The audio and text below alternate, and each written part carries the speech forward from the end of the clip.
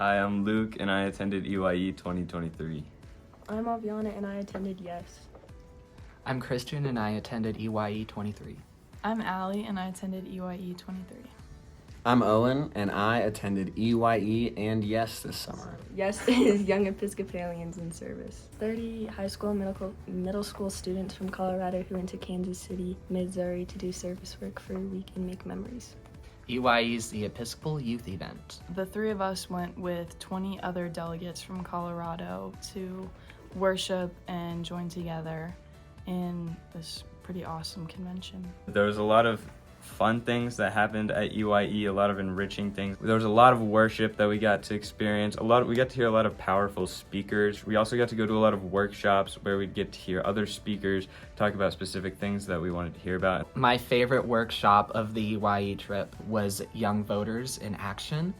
And there was a set of panelists there that talked about why our generation of young voters is very important and vital to our democracy. One of the workshops I attended was on finding your vocation and what it means to have gifts. And something I really took away from the workshop was the fact that your vocation is a lifelong thing. Finding your purpose, finding your passion. It's something that is always evolving. Something that was really memorable about Yes was learning the meaning in people's different stories. So one of the days we went to an urban farm and the people who ran it were explaining us how when they first got married they drew this drawing of this castle on a hill with a big garden.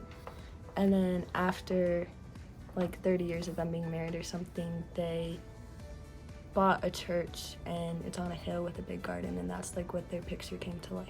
So one of the really unique parts about EYE was the opportunity for 1,200 Episcopal high schoolers to be together.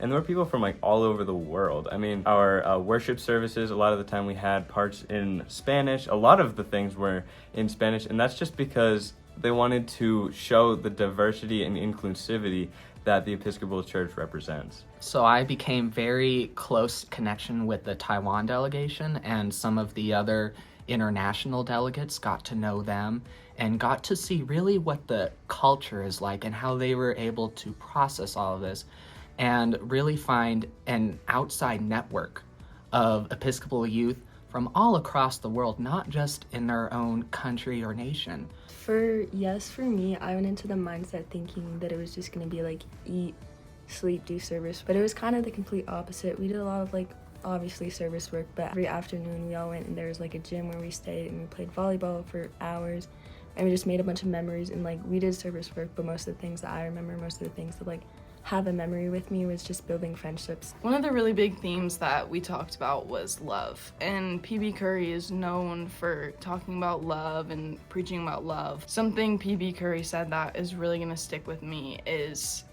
people will do amazing things when you love them. I felt like I really belonged, and just to see youth from all across the world, my own age, worshiping a God that I believe in is just really powerful. It was a memorable moment for me. So something that I am going to take away from my experience at EYE was really the music. For a long time, I've always kind of just gone through the songs. I've sung through the hymns, gone through the lines, but I've never really thought about them. And going through EYE, there was such a powerful band, such a powerful presence. Everyone was getting into the music. So I kind of realized that music really is a great way to pray and to worship with God. So something meaningful that I took away from Yes is learning that even doing the smallest things, such as making salsa or picking apples or organizing old medical supplies, can have such a big impact on such people.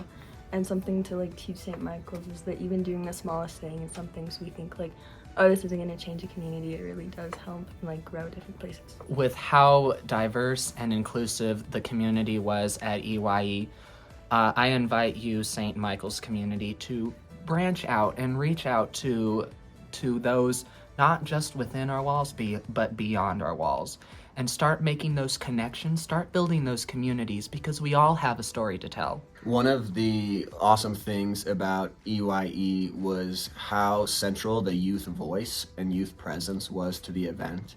So most of the planning was done by a team of high schoolers from all over the world that really put this event together. And for me, that showed the capability of our young people to not only organize and administrate and put things together, but to think deeply about their faiths and how they can enrich faith opportunities for other people. And so my challenge or my invitation to us at St. Michael's and to me as part of the youth program is how can we center our youth voices more in this church? How can we empower our teens, our high schoolers, our middle schoolers, our young people to feel a part of this church and to understand that they are not just the future of this church, but that this church is theirs now, and they are the present of the church as well.